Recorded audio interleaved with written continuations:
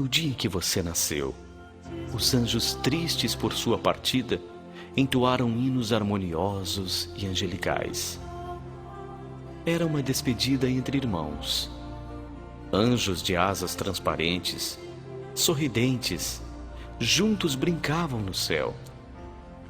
A separação doía, não queriam ficar longe de você, anjo travesso e feliz. Foi então que tiveram uma ideia. Em cada ano de vida terrestre, um desceria e ficaria ao seu lado.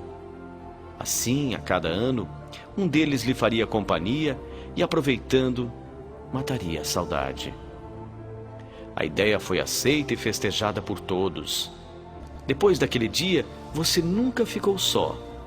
A cada novo aniversário, um anjo desce e fica ao seu lado. Sua proteção sempre foi muito grande, porque nada é mais forte que a pureza dos anjos.